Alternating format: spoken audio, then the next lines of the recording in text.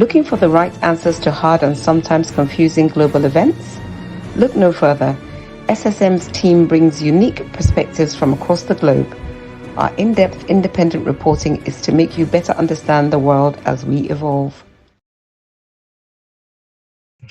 Yes, you are here on our Friday Global Affairs Update. Good morning, viewers around the world. My name is Godwin Iwejuwa, and as usual, I'm here with my colleagues, my coordinators. With us is from Toronto, Canada, Sajo Chuku. Sajo, you're welcome to Friday Global Update. Good morning, Mike Godwin, and good morning, viewers from around the world. Just welcome to our Friday updates. Yes, indeed. It's going to be a fantastic. Yes. Yeah. It's going to be a good one. A lot to talk about, George. A lot. Let's start with some home updates, George. We are hearing that the DSS is a news that just came in anyway. DSS is investigating the Bauchi State Senator allegedly sponsored some bandits to the Hajj, and the news is the DSS is looking into that. So imagine sponsoring bandits to the Hajj. Imagine the bandits that are causing havoc. We have to send them to the Hajj. I don't know if you had that. It's coming this morning. Also coming this morning. Don't worry, George. It's just few news updates. The federal government says it has begun a World Bank electrification project for about 17.5 million Nigerians. That's the World Bank is doing this on behalf of the federal government. So these are news we just got this morning. One is the sponsoring bandits to the Hajj, and the other one is this electrification project by the United Nations on behalf of Nigeria. George, do you have anything to say about that while we go into the major news? Is there any? We have always suspected that some of the bandits from the northern part of Nigeria, which actually increased during the Jonathan era, was sponsored by a lot of government officials. So this is part of that particular, suspicion that is coming to light right now. Laris was, I think his name is Laris, and was actually sponsored by one of the government officials, a senator from Bauchi. So what we are seeing here is hopefully it will turn out to be something legitimate, but from all indications, it could mean that, what we have been suspecting is true. So that is one aspect of it, because DSS is investigating. But whether we can see the end of it, the light at the end of the tunnel regarding this case is another issue altogether, because many officials from that area were involved, and they, even the man that was always negotiating with the bandits, with the Boko Haram, he would go to the forest and talk with them and come back.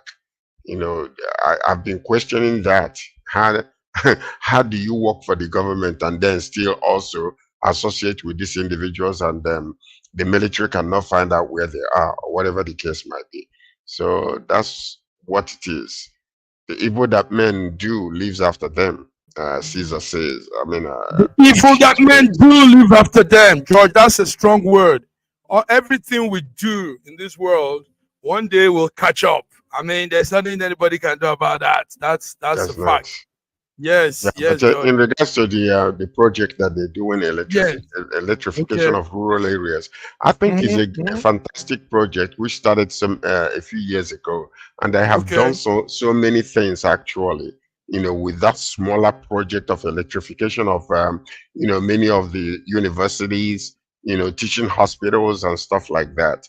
So recently, the World Bank, sponsored $750 million worth of electrification of some of these places. So they have, done quite a few number of projects, which is actually most of them are completed right now, which will be inaugurated very soon. This is a good one. It's a really good one, because what it is they are not using the national grid to give electricity to. They're using fossil fuel, which is a little cleaner and better. So, but what it is, they can go into a village and then install this, and then it will give light to a lot of people. So they're talking about 17.5 million, people or the residents to get this electrification. So I Yes. think it's a great one indeed. But my major question is, when you read that, you see that most of these things are happening basically in Mhm. the northern part of Nigeria. What about the south? Okay. Okay. The only one mention that was mentioned about the south was Benin. Is that the only place? Because most of the projects are being done in the north. Like for instance, Maiduguri that we are talking about. The current project is in Maiduguri and it's already completed.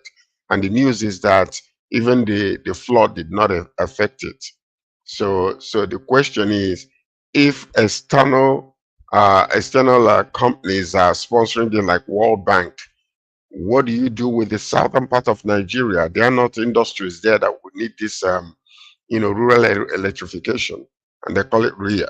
So that's one of the major questions that we need to, make sure that there is an even playing field all over the nation, so we can install these things in patches in different areas using a solar system and fossil fuel, renewable energy.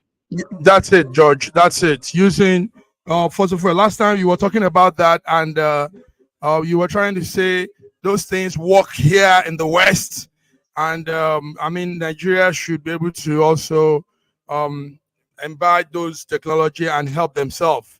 But some Oh, Raji definitely. had another one. Yes, Raji had an opposite view. Okay, George. George, let's go to some also African news. George, it's sad what we saw in that lake. There's a great lake between Congo and Rwanda, and it's called the Lake Kivu. And yesterday we saw about what they say is 78 people drowned after a boat capsized in that Congo lake. I think we have a clip of that, George. Let's see Hmm. this clip before we continue. Viewers, what you're seeing there is the boat taking passengers from one end to the other, and along the line, somehow I think the boat got overcrowded, and look at that, people drowned all in that deep sea, that lake, and they say 78 people. A passenger boat of about 78 died, so probably 200 made it out. But it's sad. It's sad to see people die like this. George, what do you say? What will It, you say it, about it? it Did you see is that? It is really sad, and that is lack of a government control over some of these things that are happening. It keeps happening and happening, and the question is, why is it that there is no government control?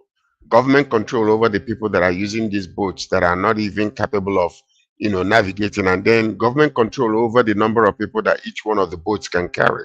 And this is nothing but greed. Because if you're able to carry enough that the boat can carry, I don't think this kind of stuff will happen.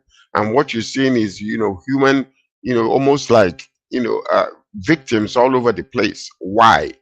Because somebody decided to carry more than enough people in order to make money, which doesn't make sense. Now the boat is destroyed and lives are lost. And this is something we keep on seeing it again and again and again and again. We don't know where this boat is going, and then so this is something that needs to be controlled, that we must ensure that these people that are operating these boats, to ensure that they do not carry too much load or too much people. Look at that. Can you imagine lives that are going to be lost in a controllable situation? So it begs the question, what is the government doing? Who are in control of this, making sure that lives are secure when these boats are leaving, and to make George, sure that whoever owns that boat must be put Mhm. to, it must be brought to justice. Yes, It's it has to do. Yes, it's overloading. All of these means of transport, aircraft, buses, cars, boat, ship, all have limits to number of people that should be in it. So when they exceed that limit, obviously you have this this disaster. And that's what happened, viewers. That's what happens there at Lake Kivu, one of Africa's great lakes, between the borders of Democratic Republic of Congo and Rwanda. 78 people drowned as that boat capsized. And as at yesterday, this morning, we are hearing that that number might be more because there are more body bags being carried away and more people not still found. George is sad. It's real sad. It is very sad. Very, very sad. Our condolences to those families. Our condolences to anybody that has families that have lost their loved one in this thing. George, let's come to a lot of environmental conditions that is going around the world. Environmental weather conditions. George, we have Typhoon Krathon. Typhoon Krathon is striking Taiwan, causing destruction, causing people to leave their places, displacement. Typhoon Krathon has destroyed, ravaged most parts of Taiwan.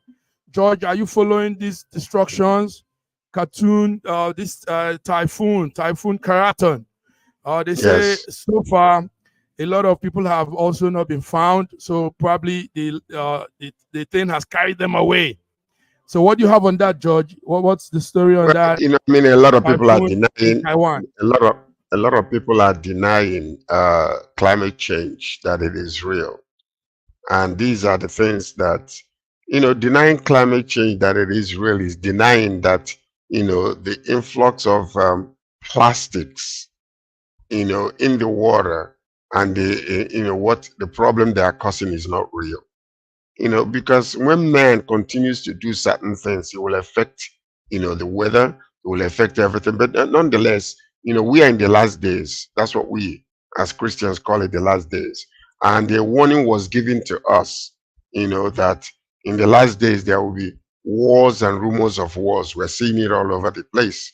Catastrophic events, earthquakes in diverse places, which scientifically we've seen, or statistically we have seen, that there's been a lot of increase, almost 1,000, you know, more increase in, you know, in earthquakes around the world. So these things are real and they are happening. They prophesied that they will happen and they are happening. So with the typhoon and all the rest of them is part of the end time signals that things are coming to an end. And you see, like, tribal sentiments and tribal bigotry is increasing even within countries. So these are prophesied that they will happen.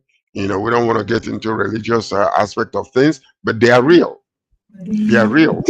George, it's real. In Taiwan now, the typhoon has really destroyed a lot of things. Also, when we come to the United States, when we come to the United States, it's also the Hurricane Helene. Hurricane Helene is, they said they've never seen anything like this before since Katrina. So far, 200 people have died from the Hurricane Helene. It has unleashed devastation from Florida, Georgia, South Carolina, North Carolina, yes, all of those places.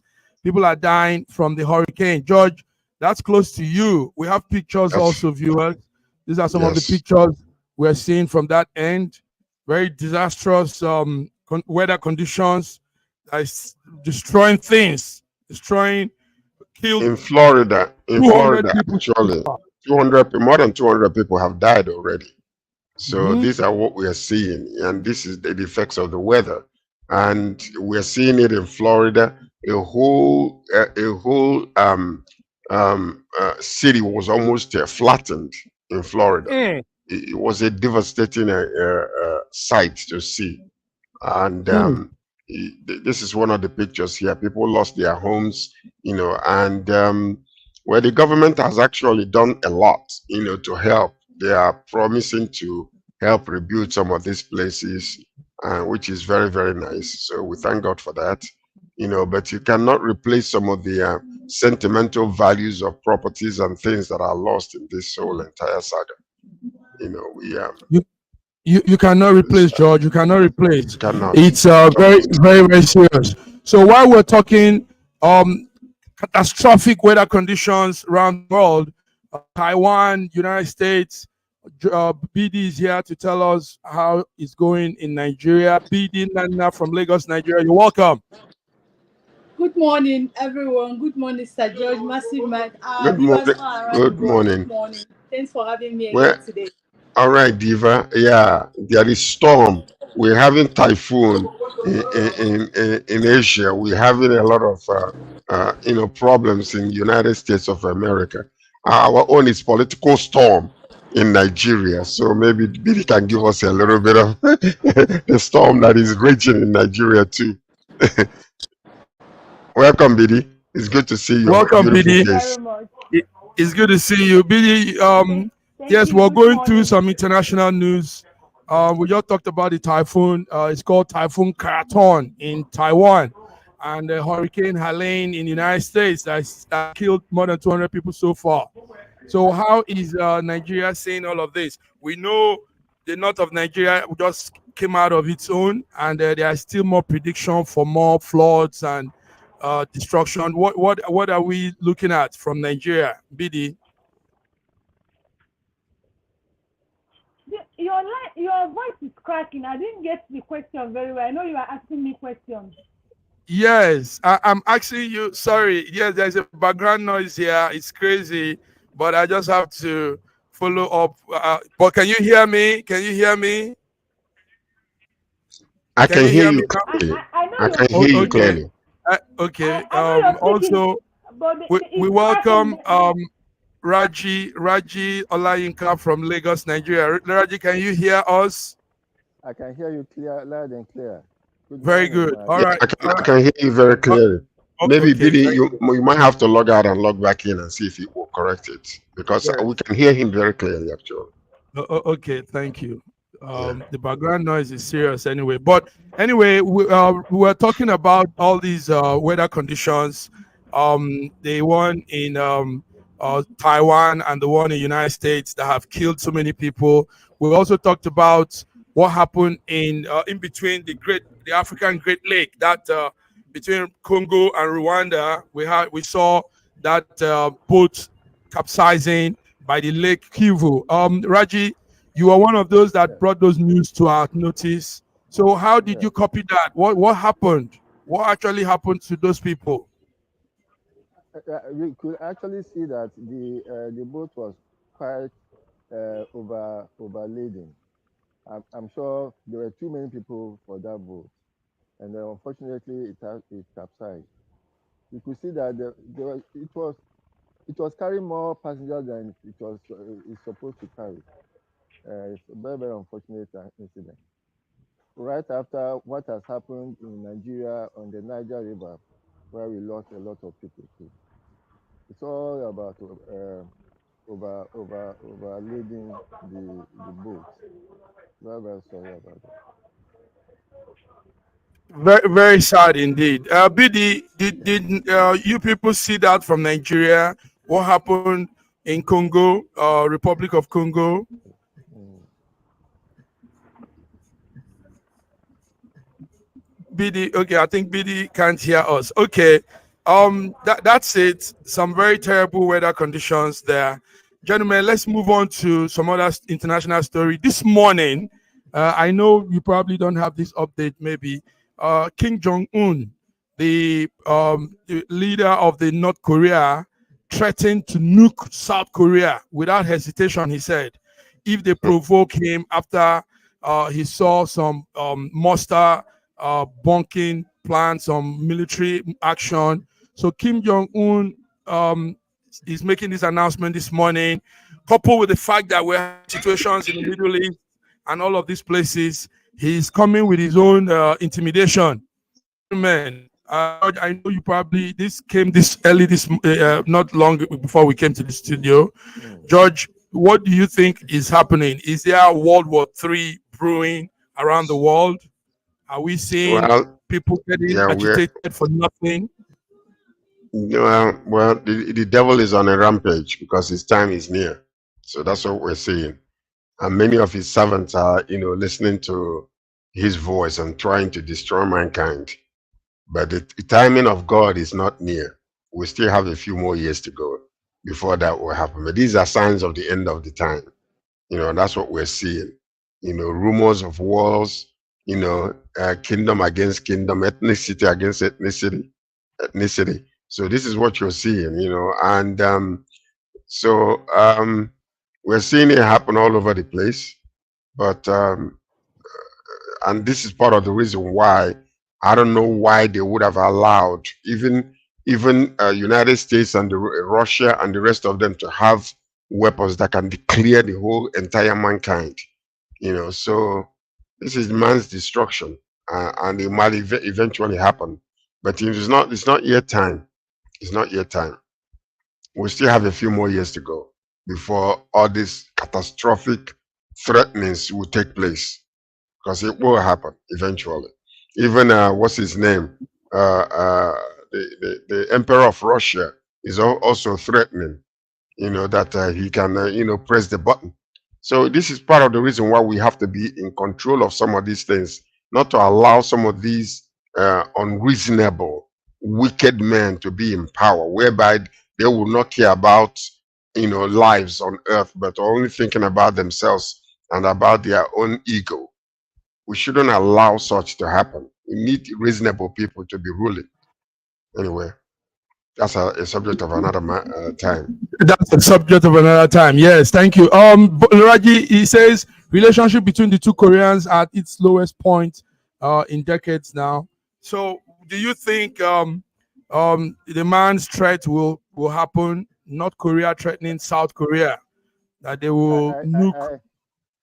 I have the view that the guy in North Korea is a spoiled child, and sometimes he seeks attention. This is part of his attention-seeking maneuvers. Talking about the end of time, there is no end time at all. I'm sure that this world will still be there in another 1,000 years, if you are allowed to see it. So there's no biblical prediction about nations. Nations have, from time immemorial, nations have been fighting nations. So it is nothing new. So as it was in the days of Noah. And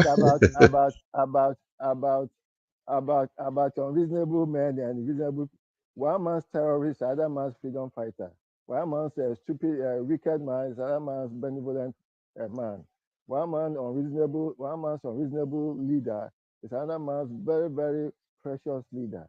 So let us be judgmental about who should have access to nuclear weapons or not. Human beings should not have had access to nuclear weapons in the first instance. But having opened the Pandora's box, it is up to them.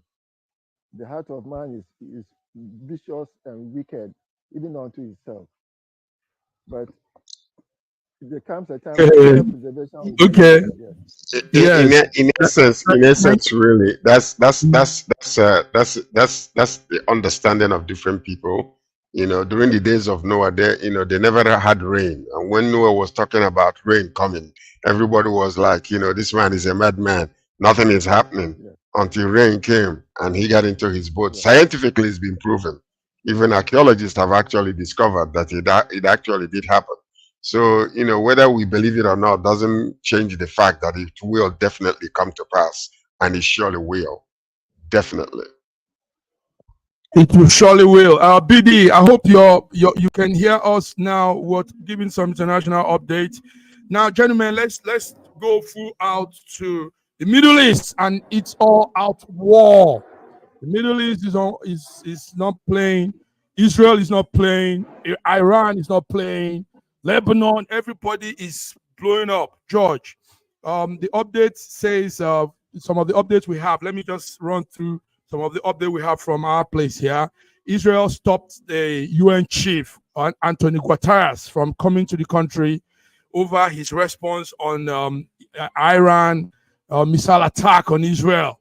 So they stopped the man. They said, listen, don't come here. We don't want to see you.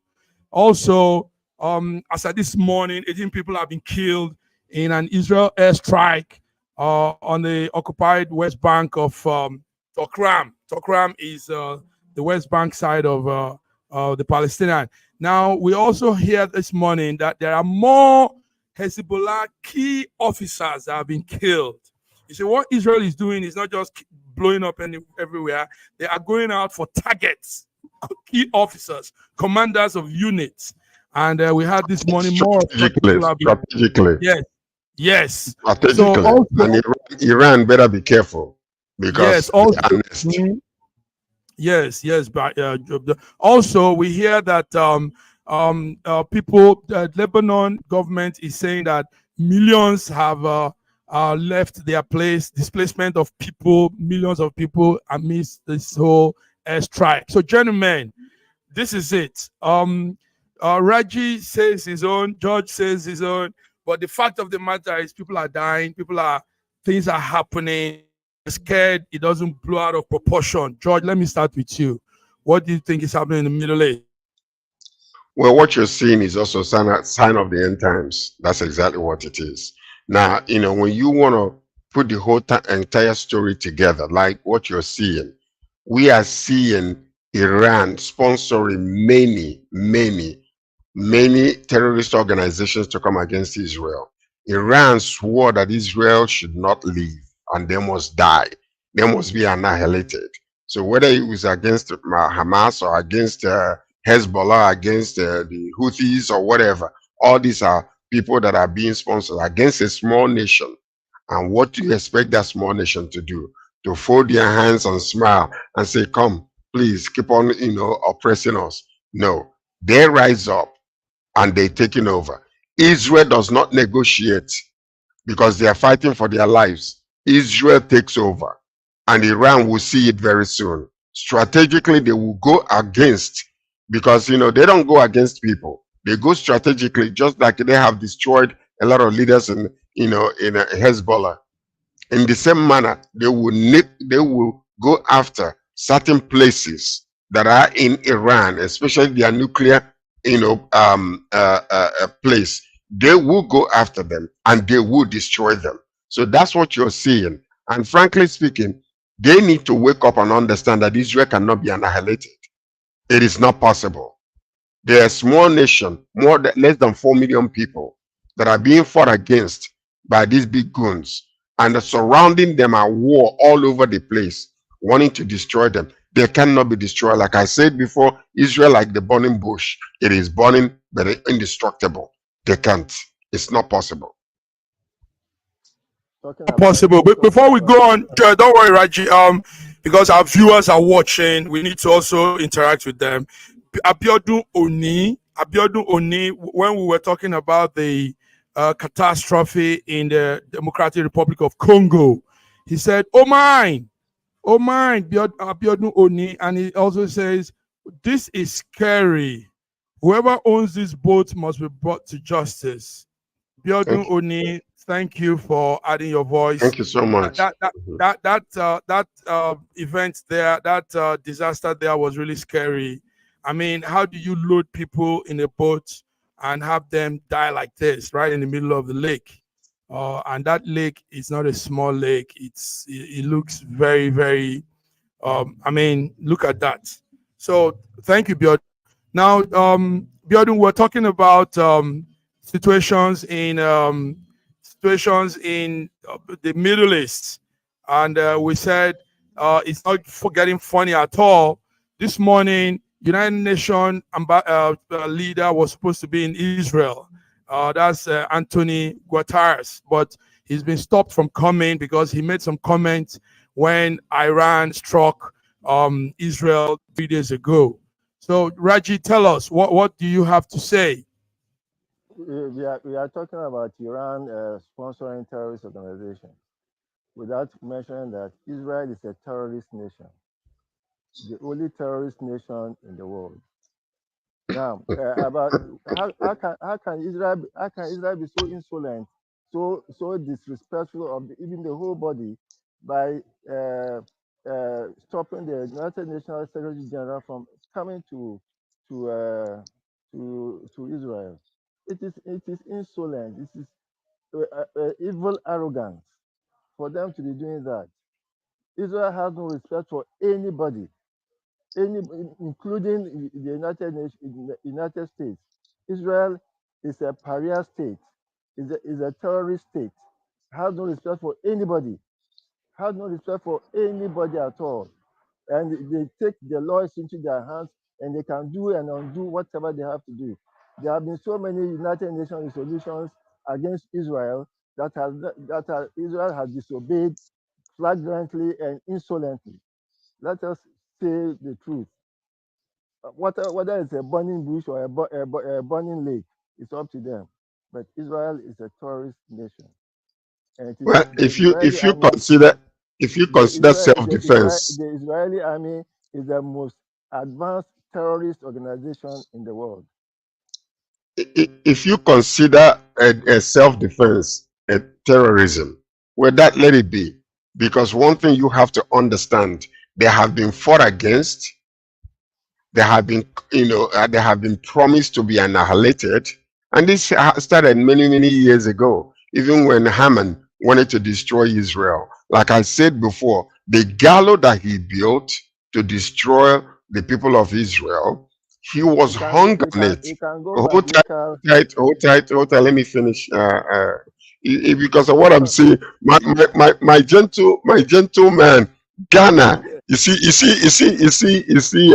My brother now. It's raining here. Oh, okay. So my brother now came back to Nigeria. You see that freshness that was on him, the intensity of Nigerian political storm is affecting him. So, so I don't blame Olaika Raji at all. I love you. So anyway, it is well because we see things from different perspectives and from different views. I really pray that there should be peace in the Middle East. I really pray. No, I pray. But by the way, like I have said it before, there will not be any peace in the Middle East. It's not going to be possible until, as it was predicted biblically, that's what's going to happen. When they shall say peace and safety, there will be sudden destruction. All the presidents of the United States have tried. Hold on.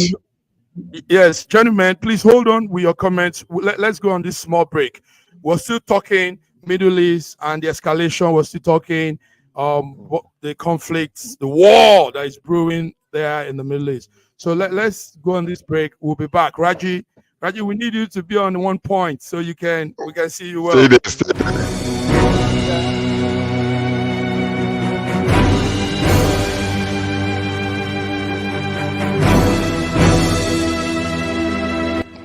Looking for the right answers to hard and sometimes confusing global events? Look no further.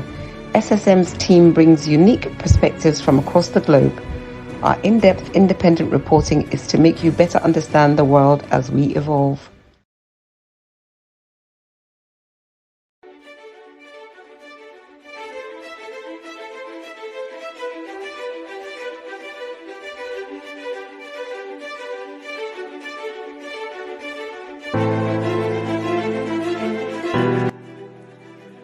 Hi there, I'm Mary Keurig, and I am a businesswoman in the United States, but I'm also the Global Content Vice President for the Sub-Saharan Open University in Nigeria.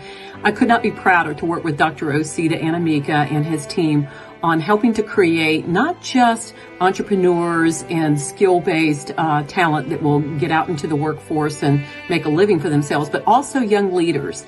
And to that end, with this integrity-rich university environment that's accredited now, and it's just an amazing opportunity for anyone there of any age to jump on board and learn, we want to let you know about a new offering that we have. We have a global governance and diplomacy course now provided by a whole team of people that crosses several countries to put together these resources and lots of great information for those of you who might be on the path toward public service and diplomatic service, NGO leadership, that sort of thing.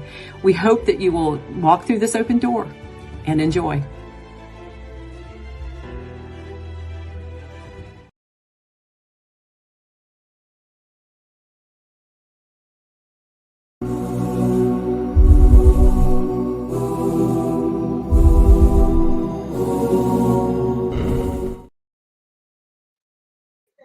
George, Raji, you're welcome back to Friday, the 4th of October, our international global update.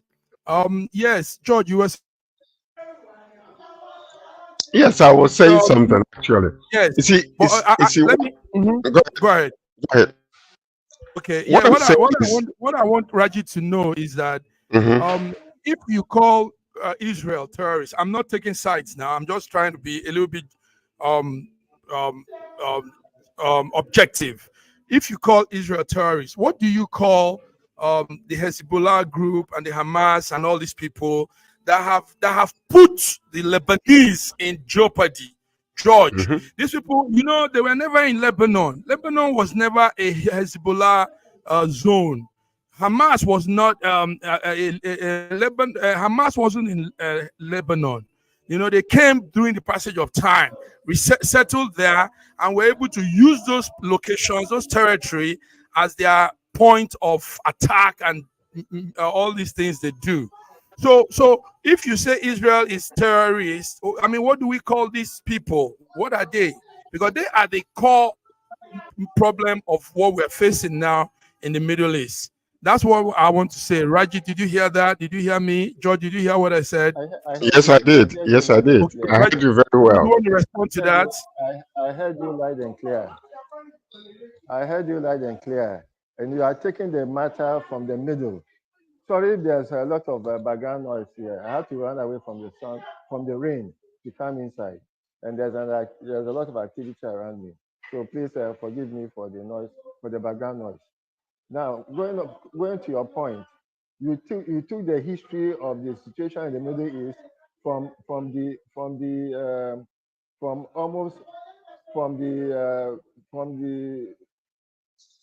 not even from 50 years ago. You took it from about 10 years ago. I'm telling you for a fact that Israel is the most advanced terrorist country in the world. And the Israeli army is the most advanced terrorist organization you can ever find anywhere in the world. And that's my Well, point.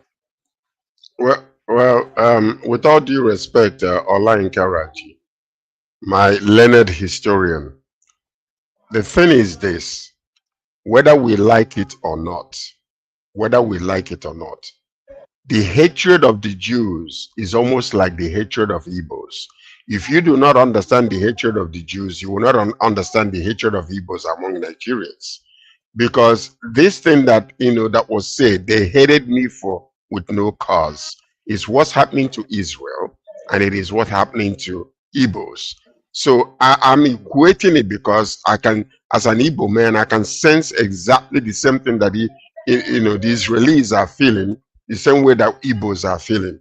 When they are just there minding their own business, doing their own thing, wanting us to prosper, and they're being hated and fought against. This is exactly what you're seeing there. Whether we like it or not, Israel became a nation in May 17th, 1948. Ever since then, they gained their independence. What you have seen is actually people coming against them, wanting to destroy them, swearing that they should not exist. Whether you like it or not, what do you expect such people to do? Igbos are dormant right now. They are not fighting against anybody because the whole entire nation is against them. This is what you see in there. But these people have come up and become such a force to be reckoned with. The 1967 war took place. They conquered. Israel cannot lose. That is one thing that I want to tell all the countries around them. Beware. When you come against them, you're going to be destroyed. You dig a hole, you will fall into it. And I'm not saying this because I'm in favor of Israel as a sovereign nation. I'm saying it because this is what's been happening and it will continue to happen. If you go back to history as a historian, go back and find out Benjamin Netanyahu, his younger brother, when he fought, what he did in that war, and the reason why they are trying to make sure that they go to the foundation and the root of everything that is coming against them to destroy them. You have to understand that if they allow Hamas to stay in Gaza, they will come again and kill and maim and destroy their people. And if they allow Hezbollah to continue to stay in Lebanon, if they don't destroy the military might and all their leaders that are coming against them, the same thing will happen again. So when you see them strategically killing all the leaders, the people that are, using their wicked minds to come against them, you will understand what they're going is to the roots and uprooting that root and making sure that they don't survive. Iran is next. So all I'm saying is this: you can try, you can form that weapon, but the weapon will not prosper against these people. Wake up, nations around Israel. Jordan tried it, they did not succeed. So what I'm saying is, wake up and smell the coffee. Wake up and smell the coffee. No, hold on. Let me finish. If you come correct for breakfast, eat your eggs and toasts and leave the bacon, because I know Muslims don't eat bacon. So so let's just go with that. Okay. On top of this, viewers, one people suffering for nothing are the Lebanese. Believe me, this whole thing is just coming on them because they harbor. When you harbor a criminal, when you harbor a bad person, you just suffer. Now we're hearing millions are being displaced. A lot of people have also been killed. Houses, structures, a lot of things have been destroyed. In Lebanon, innocent people that harbored the wrong people, and now they have to face it with this. Now, on top of it again, Iran is coming in. They say they are in solidarity with the Palestinians, and now they are putting their head into something that doesn't concern them. Now, let's see what happens during the weekend, because there's a plan to blow up, George and Raji, there's a plan to blow up the oil storage, oil facility in Iran. And when that happens, gas price, oil price will rise, and that will affect the world's global economy. So, people don't think all of this before they do what they do. Raji, Iran is putting its head in what doesn't concern them. They say they are in retaliation for the killing of Hassan Nasrallah, the Hezbollah headman that was killed. And we don't pray that Israel makes that strike by the weekend, because they want to make the strike by the weekend. So this can I just say something quickly, please? You remember when Hassan was killed? Where was he killed at? The building that he was using on the ground where he was, it was a high-rise building with a lot of innocent civilians there. So what would you call a military leader who will just use human shield? Human shield. You are destroying innocent lives because of whatever goal or pursuit you are having. Why would you? Military people don't use humans to shield themselves. It is not done. When they come after you as a leader in the military, and the people you're shielding yourself, if they're coming after you, you are the one killing those innocent souls. And that's what you are seeing with Hamas. That's what you are seeing with Hezbollah. And that's what you're seeing with a lot of these terrorist organizations. They use humans. They use their own people. So that when they are come against, then all these lives will be lost. And then the world will say, oh my goodness, Israel is doing, evil. But they don't blame the people that are using humans to shield themselves. It is unacceptable. It is inhuman for them to do that. In a time of peace. Raji, go ahead, Raji. You need to stay in a spot. Let's see your face. We're not seeing your face. I have stayed in the middle. Okay. Go ahead. Yes. You see, I don't understand the logic of Sir George about the military, the Hamas people using, or the Hezbollah people using human shield. Why would you be? Why is there a war already before all these killings, all this bombing of strategic of the habitations of Hamas leaders? No.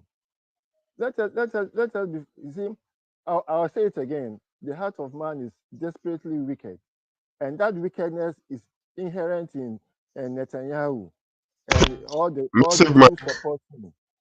Massive Mike, I want to say something after he says this. I want to ask you something. evil wickedness that is inside Netanyahu. O- When you look at Netanyahu's people, you Olayinka don't see Raji, evil. Olayinka You Raji, see their evil. Olayinka Raji, I'm Olayinka, hearing. Yes, you sir. are the head of your household. Yes, sir. You have a problem with your neighbors. Yes, sir. Your neighbors wants to destroy you. And you bring your wife and you bring your children and you Why are you stand making it behind. too No, oh, simplistic? no. I'm just asking a question. You bring your wife and you bring your It's too children in simplistic for me front to even to answer you. be a shield for you. A shield for you. It When is too these people simplistic. are fighting you, who are you, a wicked man or an innocent man? I want you to answer It is me. too simplistic for me to even answer you. I'm not going Yet to it's answer you. not. It's reality. You are the head of your household. You are a leader in your house.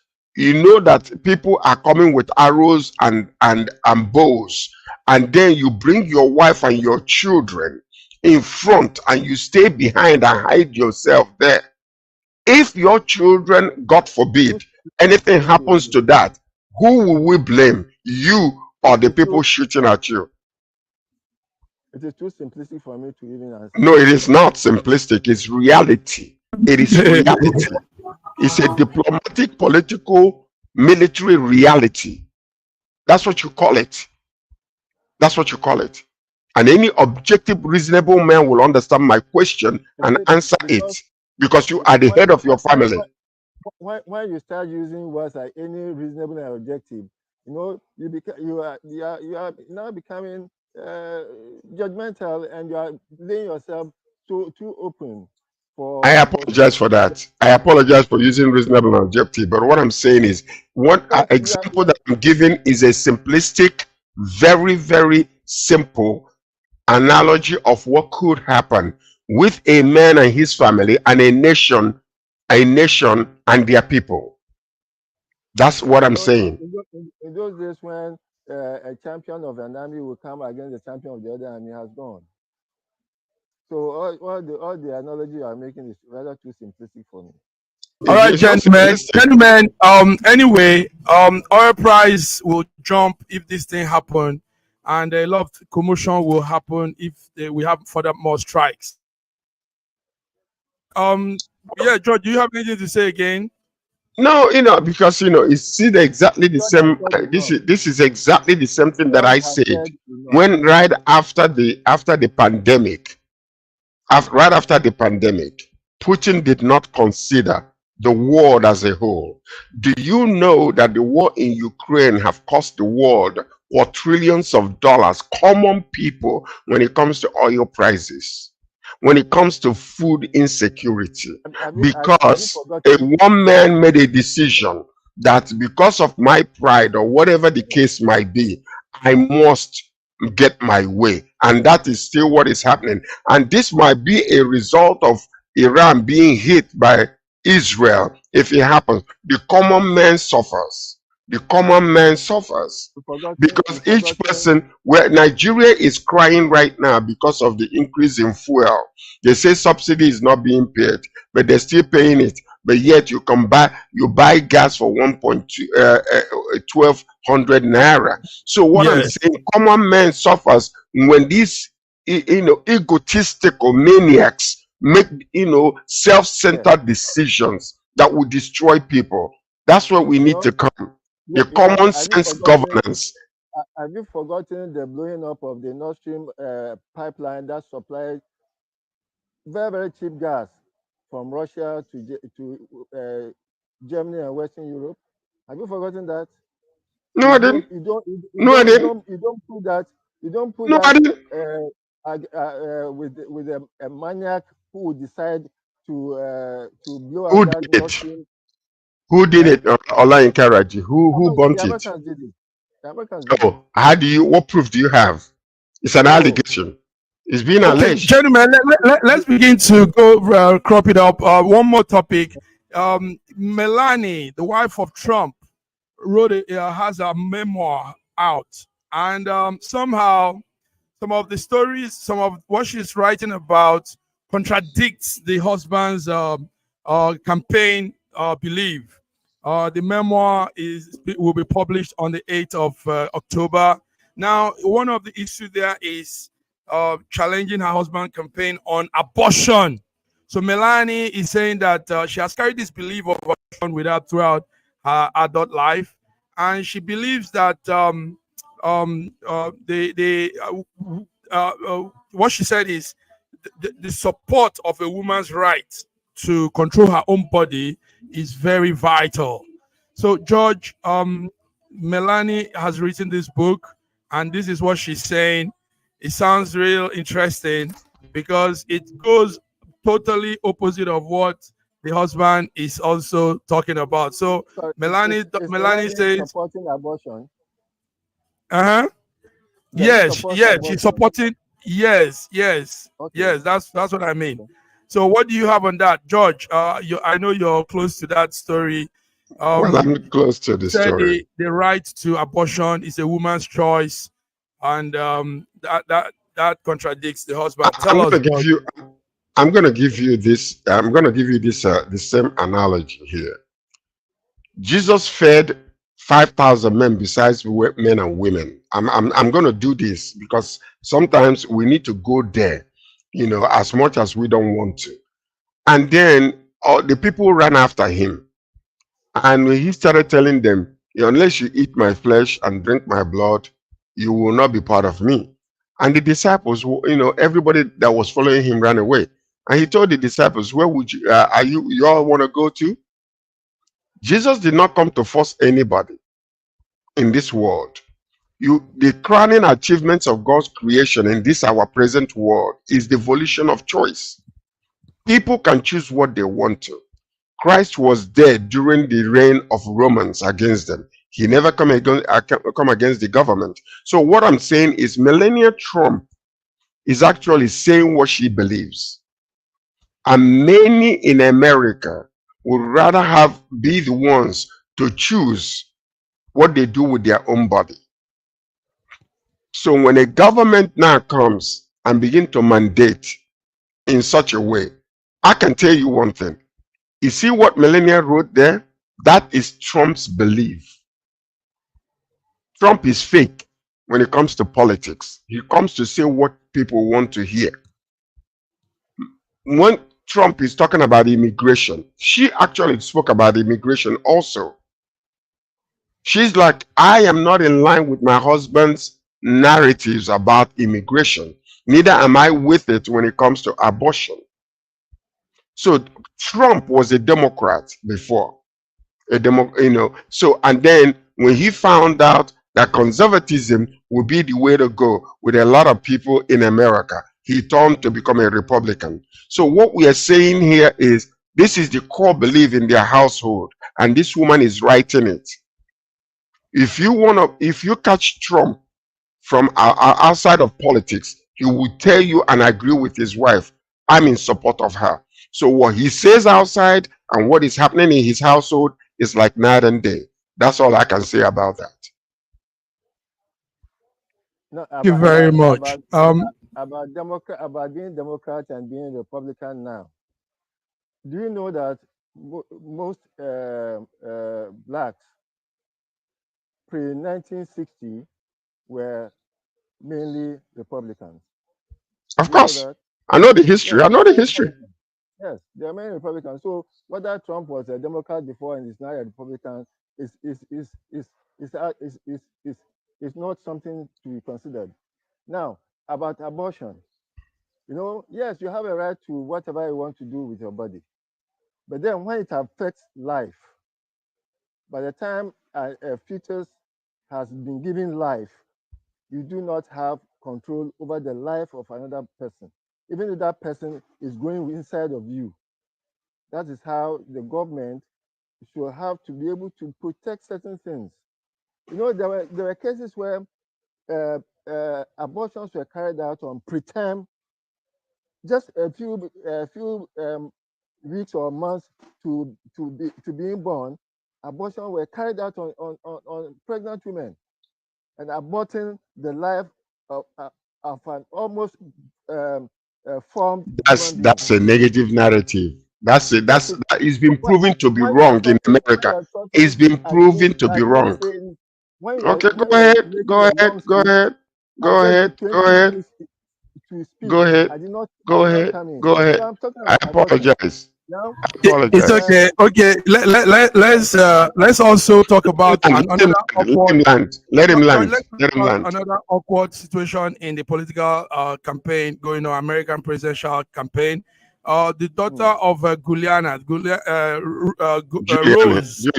Juliana, the daughter of Trump's personal attorney, she came out yesterday to say she endorsed Kamala Harris, and this is really interesting. So we're seeing all these back forth movements, awkward movements. It's our own opinion, right? Yes. Okay. Even his Cheney is something. Trump's son can vote against him. They're all personal opinions. Let them go to the vote and let the people vote. It's as simple as that. Okay. Can I say something? Can I say something? You see what is happening? You see what's happening? You see what's happening in Nigeria today? When the righteous are in authority, the people rejoice. Yeah. When the wicked take rule, the people mourn. Everybody that has gone with Trump is cursed. If you go back and begin to see the number of people that actually rose up under his ideology, most of them are in jail and most of them are still going. By the way, before you say anything, let me show you something. I want you to see this. Can you see this? That's my man. That's Donald Trump. That's his tie. I have it. And that's what I'm wearing today. He wore something similar. And that's when it dawned on me that this is my man. I've already admired him before. So when I'm talking against part of his ideology, political ideology, I'm not against him. I'm against his political ideology. Okay? So what I'm saying is this. Understand it from the way it is. Look at everybody that have supported his political ideology. Many of them are in jail today. Many of them, January 6th, a few people died because of his pursuit to overturn the election. Like it or not, it is true. If we deny it, we're not being true to ourselves. So this is America. So what I'm saying is, Giuliani's daughter to come out openly and say, I don't want to have anything to do with this man. I don't want to have anything to do with his rule. This is how he destroyed my father. The father made a choice to support Trump and lied. He's been disbarred in New York and in Washington State. And then before you know it, he'll be disbarred all over. The same thing he's lost. A lot of people are losing. Many families are without their fathers because of Trump. Many people are languishing in jail because of Trump. Wow. We will not allow that to happen again. Wow. It's not supposed to. All right. Raji, do you want to say anything? Any last words before we go? Bring it up, Raji. I'm surprised at Sajos statistics of people who supported Trump who are now in jail. If you look at the election results, is it not true? If you look at the election results, Trump had more than 120 million people voting for him. Are they all in jail? Oh, please. No, people that work with him, people that supported him, a lot of them are in jail. All right, gentlemen, we have to go. It's time. We'll be back on Monday with Between the Lines. Thank you very much, George. Allah Karaji, you're my man all the way. And the reason why I love you, the reason why I love you is you bring another aspect of the whole entire situation. Yes, all right, guys. Let's go. Yeah, let's go. On Monday we'll be back. We'll be monitoring the election campaign trail. We'll be monitoring what's happening in Congo, Republic of Congo, that disaster. We'll be monitoring all the weather conditions also, very disastrous weather conditions around the world. And hopefully, let's see what if it will begin to calm down, the escalation in the Middle East. So on this note, we want to say have a beautiful weekend. My name is Magodin Weajunwa. I've been here with Olayinka Raji. I've been here with George Chuku. And wish you guys all the best. Thank you. Bye-bye. See you on Monday in between the lines.